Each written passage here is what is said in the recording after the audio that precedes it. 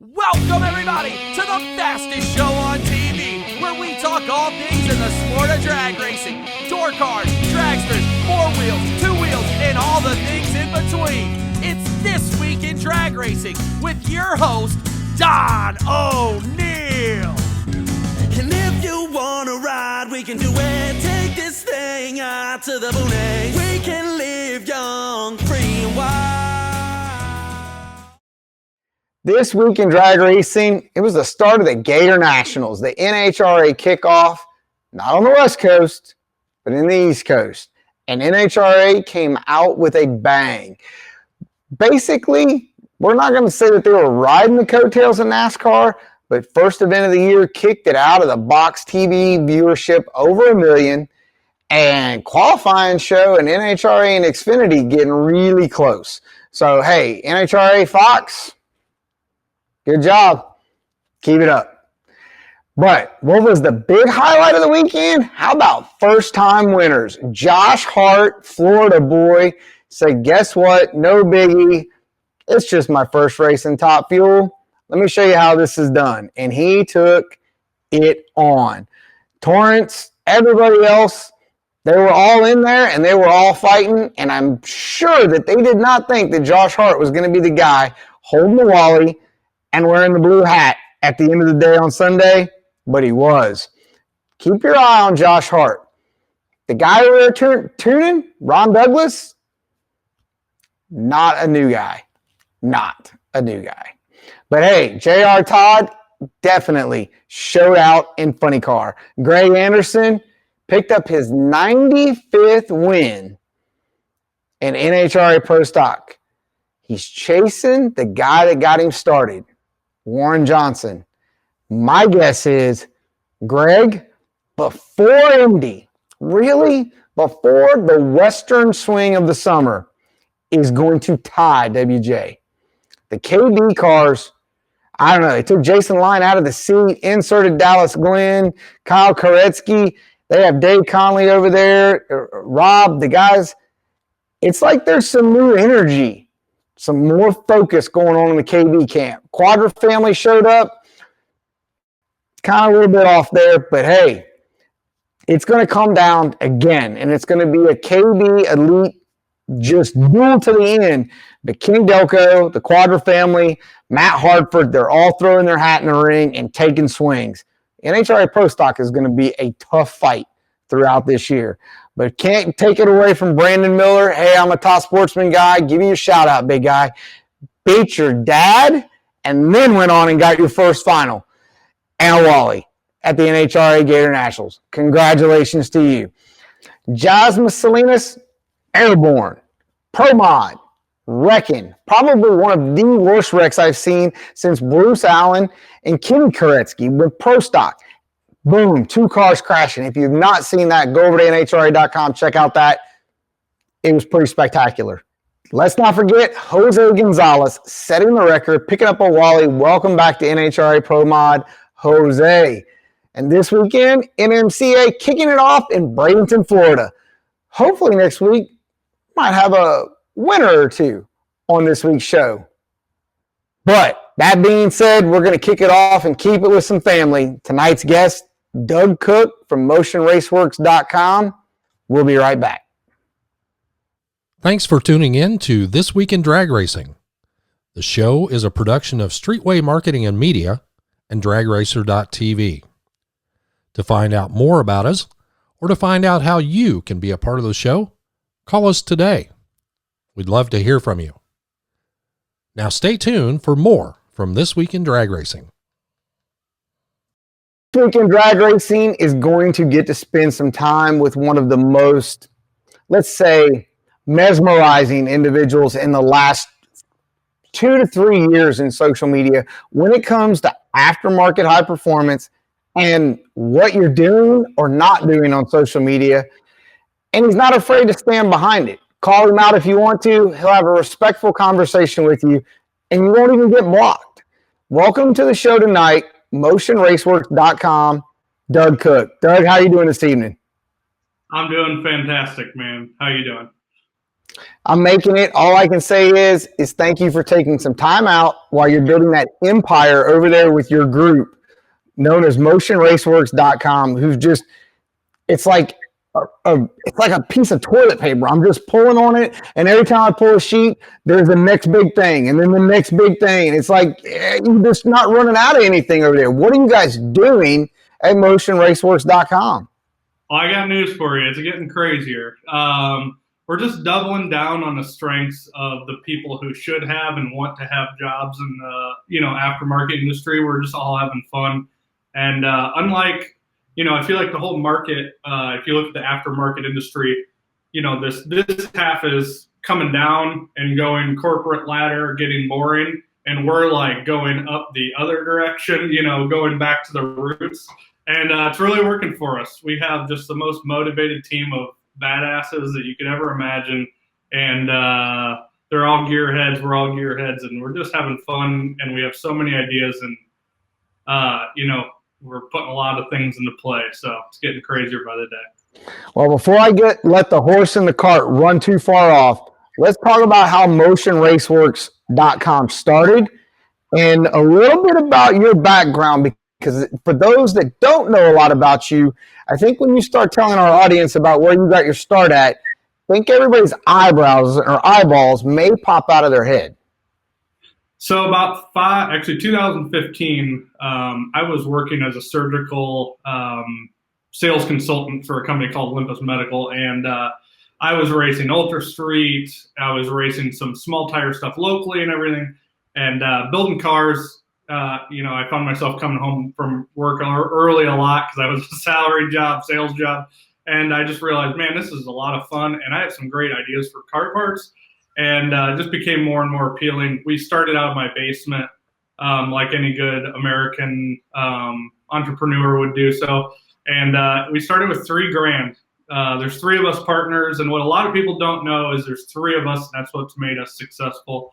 But we started with $3,000 with one part, and then we just took the money and then reinvested it. And today we have 26 employees. We outgrew our 20,000 square foot facility. We're scrambling to find a new location. We have 7 in-house CNCs, 5 engineers in-house, and we're just rocking and rolling. So, it's just, for us, it's the American dream. We get to play with race cars every day. And we use social media to get there, like you said, and a lot of great engineering and American-made products. Well, so, I mean, come on, man. A surgical sales guy. Yeah. And racing. I mean, it's not like you were a surgical engineer in medical equipment where you took an engineering background and you came over here into racing. How the heck did you go from a surgical salesperson to get involved in high performance? I mean, who guided you in that direction? Well, I grew up in a tool and die shop. My dad owned a tool and die shop, and I originally started going to school for engineering. And like one day I looked around and it was just a room full of dudes and it was really boring. I'm like, I'm out of here. So I got into sales. So I had a little bit of engineering background, but my brother is actually the mechanical engineer of the bunch. It took us a few years to get him to quit his job and do it full time, but he's also a partner in our business. And so his skills have been amazing on that. And my dad's come into play a little bit. And so we've just kind of balanced off of everybody's. My background is strongly marketing. I typically come up with all the part ideas because when we first started, I was welding every part myself in the garage.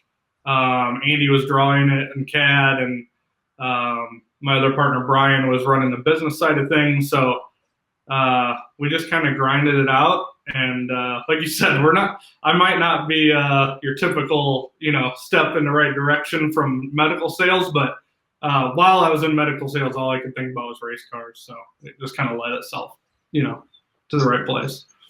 So I want to know, any of your medical buddies call you up now and go, after they were poking you, they were like, dude, come on, you got to be making good money here. Hold on. Doug, where are you going? They calling you up now and going, dude, do you have room on the team for me? No, it was for them, you go from making like deep six figures and a pretty cake job overall. And I remember they all called me like, what in the heck are you doing? And when I quit, I'd never taken a paycheck. I'd never taken a single dollar for Motion, to be honest with you. But it just felt right one day, and I quit. And yeah, one of them actually sent me. He was walking out of one of his hospital accounts the other day, and he saw a Motion Raceworks sticker right on the back of a random car in a parking lot. And he's like, "Bro, things have changed." I'm like, "Yes, they have." Oh, and when you get those photos and you realize you have put your brand in places that you used to be, and you did that, you and your team, and what you built, what you've led, man, that is significantly rewarding as you move forward. Yeah, I mean, we all grew up, stickers on the fridge in the garage, and every package you got, you wanted a sticker. But like to see, unsolicited driving downtown, or my buddy was in Arizona the other day and some guy was wearing a Motion shirt, it's like surreal. I'm starting to get them more and more now. So it's pretty cool. Hey, magic beans, man. All you got to do is water them, plant them, water them, watch them grow. Yeah. 2015 seems like I feel like I've been doing this for 15 years, but it's really, in reality, it's like less than 6 years. It was July of 2015. And we really didn't start really getting after it until about late 2016. So yeah, it's pretty cool. Okay. So you led in there a little bit. You got a brother, you got a dad. They're involved, right? So we've got some family dynamics in there. We've got some personality. We've got business in there. Whew, yep. Man, how does that dynamic work? I mean, seriously, how is your dad managing staying between you and your brother as you guys are trying to grow this monster? Yep. I don't envy him in any way. I'm sure we both called him a lot in the beginning. Kind of like falling back to the tell it on your brother type of situation. Obviously, he's just on the outside. He's not an owner or anything, but he's just trying to guide us in the right direction. And tensions are high, man. When you're not making a lot of money and you're grinding it out and you're trying to buy machines and, every little bit matters. It's a big deal. But honestly, probably the last year and a half, my brother and I's relationship has gone from like, don't talk about business to like we're getting back to the point where we're having fun again. So it was a long road, but we're there. So and yeah, Jeff Cook, that poor guy. So that 5 years, right? So you said 2016, 5 years. How many times did you lay there awake and go, man, I made the wrong decision? 0 times. I mean, there's been some tough times, but I've had, being from the surgical world, I get recruiters all the time that call me and are like, you want to come back? Or you want a job? And, because I was good at my job. And I'm like, no, this is just, it's always gone in the right direction. Like every day you just find that one little morsel that's good about the day. And it's just like racing, you cut that 60 foot and you're like, okay, that was worth staying up all night, putting a new gear set in or whatever. It's just, if you find that one little thing, it keeps you going and makes you want to do it again the next day. So. Well, when you start thinking about it, we've said it on the show before, and it really should be something that they teach. But if you work at something that you're passionate about, it's every day. It's not work. It's legitimately something that you enjoy. You're driven to do. You want to be successful at it because you'd much rather struggle at something that you're passionate about than go do something that you could give 2 craps less about. Yep. Just to make ends meet. I mean, yep. No, not at all. I think about it all the time. I would definitely do this job for free. I don't know how long I'd survive doing it for free. Somebody'd have to pay the friggin' mortgage. But, I don't talk about this a lot, but I think it's probably worth saying so that other people who are considering doing what we do have a little bit of inspiration. But when I quit my medical sales job, like I said, I was making deep 6 figures. I figured out how to live on 30 grand a year. That was like what I paid myself. So I sold my race car, I sold my trailer, I sold, anything I didn't need. And, that's it. It never once was like a point of frustration. It was like, I know I'll get back. I know I'll get on the other side of this, So yeah, it was a big change.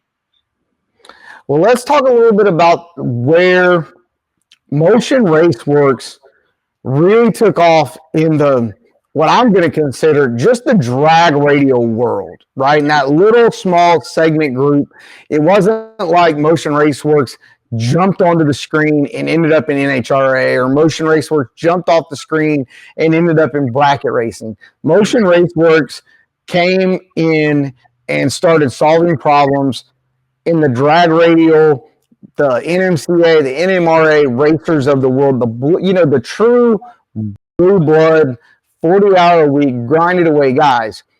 At what point, while you were trying to go through your growth at the beginning, did you finally land on where you were going to go to try to execute and make that segment successful?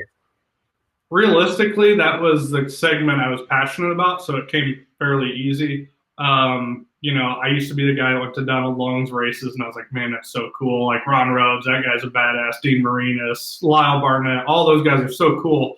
And I just loved it, man. And that's what like I said, I had an Ultra Street car. It wasn't fast. I didn't qualify very high. But I just knew, like, a lot of those guys, they just had nobody gave a shit about them. They were kind of like, they're in between, like, your Friday night racers and your pro mod racers. And for me, it just made sense. For us, it made sense. And a lot of the parts we had ideas about just seemed to fit really well. And then you have somebody like Jason Digby calls us up one day, and he gives us a chance to work with him on the Two Churker, which is just a world-renowned car. And then we met Lyle because of that, and my buddy Anthony Mana, X275. And there's, like I said, now our parts are on everybody's cars when you go to these big races, and it's just awesome. So I think that world was looking for somebody to really pay attention to them and create parts that are not a bracket part, but are not a pro mod part, and fit their cars and suit their needs. So that's kind of, it was natural for us. That's where I wanted to be anyways. So. Well, it's interesting you bring up Lyle. If anybody goes out there and they follow you on social media and they're on YouTube, your relationship with Lyle Barnett, that's a little different. Yeah. Well, we've become friends out of this whole deal. We're both similar age, and, last December we ramped my mini bike into my pool during the Snowbird Nationals. But, like I said, these guys, they really just didn't have anybody, and it just lended itself for us to become friends. And seeing what Lyle has done, I was on the outside when he had his accident and when he was racing. And then we just so happened to become friends, and seeing that guy's drive and motivation, it's like, that's a guy I can get behind. It's really cool to watch him, and seeing him in Pro Mod last week was just, it was so neat. I'm so happy for those guys. Well, that's going to circle me back around, but let's talk about that. Your marketing expertise and how Motion Raceworks actually executes your strategy. Mm-hmm. When you are sitting there looking at your inbox and you're getting email after email after email after email from this guy, that guy, this gal. Yep. What is it that Doug Cook and MotionRaceworks.com is looking for when it comes to working with drivers and teams as you grow in your segment group? Yeah, the sponsorship, partnering with people and stuff, I kind of tell people, like, I'll come to you, Granted, there's a few people who have, like, kind of talked to us in the past, but, like, I see people like you who are amazing at marketing with your racing program. And I see somebody like Lyle and Red, Justin Martin, who races LDR, and people who consistently, when they break shit, they show up to the next race. They do what it takes. They're, great ambassadors. They have a social media presence. It's a different day and age than it used to be. There's the days of Warren Johnson just getting a thing, and then, he's on TV. These poor guys now have to work a lot harder. The TV is not looking for these people, The TV is looking at the car, not the driver. So then the brands have gone away. And so the people who have adapted well to social media those are our people, because that's where we get our ROI with this whole deal. And I think that's where we have a lot of fun. Well, that right there, let's talk about your move into the YouTube world, right? Yeah. First and foremost, I got to make sure I give you credit. to every bracket racer or drag racer out there, and even circle track guys. MotionRaceworks.com like broke the internet when you came out with the safety checklist. When everybody was having doors falling off and drive shafts coming out and axles breaking and brake calipers, and you just posted it and it just spread like wildfire. I had one. I have no problem admitting it. Yep. So you've continued to move around with your strategy, and now you've really started to push in your YouTube presence. What is it that what is it that you're trying to really develop in the YouTube world about your products, about your brand? I mean, some of the stuff looks funny, but I mean, in the end, we're selling something, right? Yeah, ultimately, I've conquered Facebook. We have a huge page. I've conquered Instagram. We have a huge page. We're hitting all the markets we want to. Snapchat, we're dabbling in TikTok. I have starting my social media marketing game. If you've never heard of Gary Vaynerchuk and you're interested in a sponsorship or you want to start your own business, go buy his books, read them, listen to his podcast. He just says you cannot be in too many places, because the day that MySpace goes away and Facebook comes, you don't want to be the guy that doesn't have Facebook, because your MySpace user account doesn't matter at that point. YouTube for me, I really like it because it tells a story about who we are. If you watch our videos, you can tell Doug Cook would rather be out wrenching on cars than, looking at financial reports. And most of the time that's what I'm doing. Like you said, the marketing of a checklist wasn't marketing for me. I found myself in this weird predicament where I have a huge amount of attention on our company and on me, and I want to use it for positive. I don't want to be QVC. I know people are going to buy parts, and it works, dude, but really it's like I like to share the behind the scenes and the things that we learn in the industry, because as well as I do, Don, the things that make your program better. A lot of people know the similar stuff. It's not like we're sharing, headboarding, technique or something like that. But like the things that make your car go down the track, that make other guys go down the track, they just aren't shared publicly by anybody. So I take the information I get from being where I'm at and just share it. I mean, I think it's just better. I want to go out to the track and see everybody go faster, even my competitors, because it makes everybody better. I want to see them be safer. Like if I can use my platform for that rather than, just making, some sales or whatever, that's kind of what I'm about. So if you watch our YouTube channel, a lot of it has nothing to do with motion. We're just kind of sharing our story along the way. And I think that in, 10 years, 20 years, like that's history is written right there. And so people will be able to see how the hell did this guy become the biggest car parts manufacturer in the aftermarket industry? And you're like, watch it from the beginning to the end, the story's all there. So hopefully somebody else will follow that. Well, that segue right there that you brought up, you were telling me a while back that you tried to get your products into certain distribution warehouse channels and so forth, and nobody really wanted to give you the time of day. And now you kind of have people trying to like send you boxes of donuts and stuff, right? To get you to let them in the door. So let's talk about that, but I want you to jump at the end of that and let's start talking about Made in the USA and Motion Raceworks mission. Yeah. I mean, nobody wants to take the ugly girl to prom, right? So I don't blame those people, but sorry if that offends anybody. But what I have learned and what I think a lot of people need to focus on is the internet is not going anywhere. The internet has changed everything. Catalogs don't matter anymore. The internet's the only thing that matters. Social media is the only thing that matters. And so direct consumer is everything. Since probably that conversation we had, Don, everybody's hit us up now. Like everybody wants to carry motion. I'm like, I don't want to. To be honest with you, I really just want to never lose that connection with the end user. And I think that's probably where we'll live forever. And so that, what we do, we get to control it. We are working on building, unrivaled logistics situation where we can ship as fast as anybody, get stuff anywhere. The more products we came out, I think we came out with 100 SKUs last year, which is amazing. And since then we've doubled our engineering team. So in 5 or 10 years, we will have every part that you need for your race car. I'm very confident, or we'll be real close. And, you know, what I really dream about is just bringing the nostalgia back into racing and the community to where we're making everything in the USA. You don't have to be like, oh, it's, you know, this product failed, it's Chinese. And we have, you know, one of our top engineer, our director of engineering, Dennis Lund, he's a huge top dragster, super stock guy. And, you know, if you don't realize how much these guys care about these things, these products being right, it'd blow you away.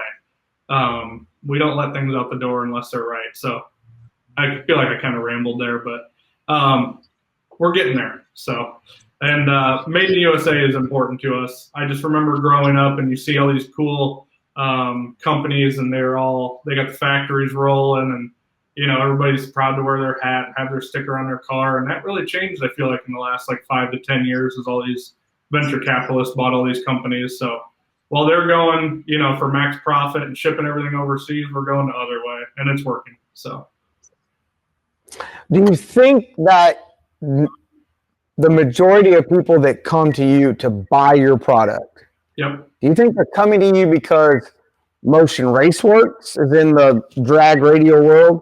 Or do you feel like it's more on the side of the fact that the Made in the USA mission or focus foundation for Motion Raceworks is out there front and center, foremost in your guys' strategy or sales pitch, if you will?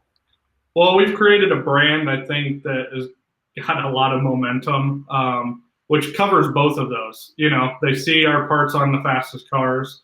They also know everything's made in the USA, and overall, I think everybody knows if we make it, it's going to work, and it's quality. You know, we spend time on finish, we spend time on function, everything else in between, and I think that's missing a lot. A lot of brands, like I said, they've moved the other way. So some of the brands are like, everything is made in China now. Like when I buy something, is it made in the US? Is it made in China? I don't know if this one's going to be a good one or a bad one. And nobody has time for that, really. You know, I've been working on my own personal Nova at night, and you'll get parts that don't fit or they're crappy or whatever. And that keeps me in check with our mission. I realize how frustrating that is. You're the same way, I'm sure. You have a couple hours to work on your car, maybe 20 minutes. And if that part is junk or doesn't work or it doesn't, you know, it fails, like that's really frustrating. So I know guys and gals work really hard for their extra spending money. So when they get something, it needs to be right.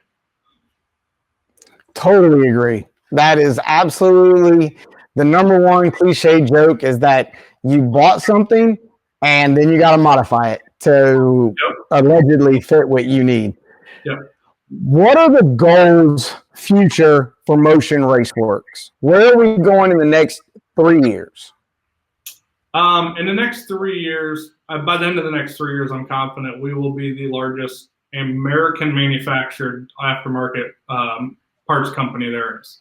I have no doubt about it in my mind. The way we're growing, we're adding machines like every few months, and it's going crazy. So I'm going to be really proud of that. And we have so many ideas and so many designs. I mean, I wish people could come in the R&D department at Motion Raceworks and see what's going on behind the scenes. The engineers now kind of laugh because they won't send me pictures of stuff because they know how excited I get. I'll share it with people to get their feedback. So, but there's just so much stuff going on, and I know that when we, show up to races, people are going to be excited about it. So does that mean in the next 3 years, motionraceworks.com will be for sale?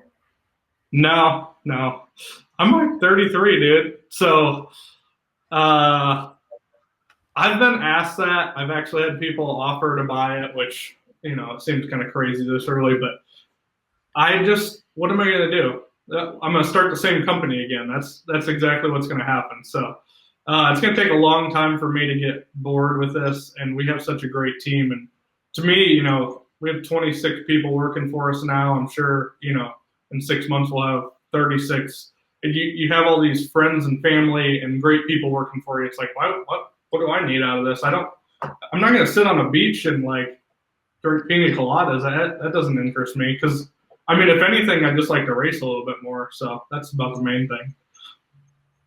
Well, tell us about your involvement with the Freedom Factory down in Florida. Cletus McFarland, he's this internet, YouTube, social influencer of the high performance aftermarket, adrenaline junkie, hold my beer, watch me do this.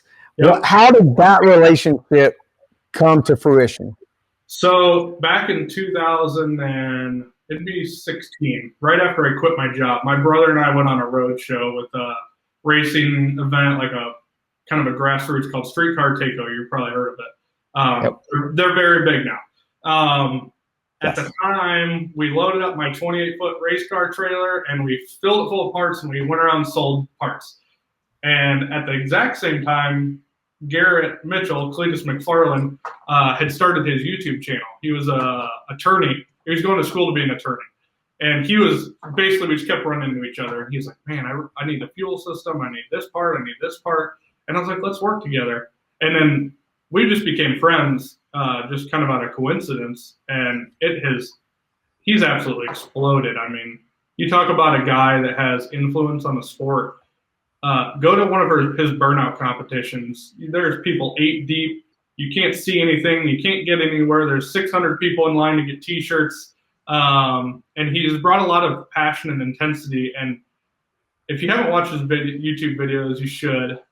If you have, some people snickered when we were working together. Like, how are you working with the hardcore radio racers like Dean Marinas, and then you got this dude who's got a mullet and says "hell yeah, brother" all the time. I'm like, you guys don't get it, man. This dude is a true racer. He is so passionate about it, and he's doing more than just YouTube videos, and it's really starting to show. Their cars are getting faster. I would bet, if I had to guess, in a few years they'll have some pretty rowdy radial cars on the scene, and you can see it happening. And it's a great partnership that we've created. He came to me at PRI in 2019 and said, "Dude, I think I'm going to buy a circle track." And I'm like, "I don't like circle track." "Okay, what are we doing?" And he's like, "Do you want to sponsor it?" I'm like, "Yeah, let's do it." Because you can pretty much guarantee if that guy's involved, he's going to work his butt off to be successful. So I think a lot of the people who snicker need to keep an eye on him because he's going to prove some people wrong in the next few years. So as just an authority and as a racer and everything in between. Well, I, for one, watch from afar. I've never met Garrett. I'm intrigued by when he's doing things, the whole rumor mill at PRI, and he's buying a racetrack and buying it in Florida, and now he can do whatever he wants to. We got helicopters flying over. We're doing social media, all this content building that he's doing. And I'm sitting back going, we're going to the next level. If you didn't think there was a ceiling, he just showed you that he could lift the roof up and set it off to the side for a while. He's going to continue to build before he puts the roof back on. Yeah, realistically, Victor, who owns Bradenton Motorsports Park, and Garrett and myself were all friends. And it's just really fun because we're like the new blood in racing, right? A lot of people, you hear people say, "Oh, racing's dead." Like, no, that isn't. This dude opens up. I worked the gate the other weekend for him because he needed some help, but he opened up and had a drift practice event. Packed the stands. Like, place is completely packed. People are screaming, and I'm like, this is what racing must have used to be like before, before he started this next generation, I actually remember back in the 90s, NHRA was on fire, like standing room only. So it's cool to see, and I think people just need to embrace like some different things, and it all comes full circle and comes around. So it's really, when I hear people say he's not serious or this or that, I'm like, imagine how much he brings in when you bring in people from drifting and from racing cop cars that we run into and burnouts and all this stuff. Like, when we bring them all back into drag racing, how powerful is that? You're bringing in a new demographic. So it's really cool.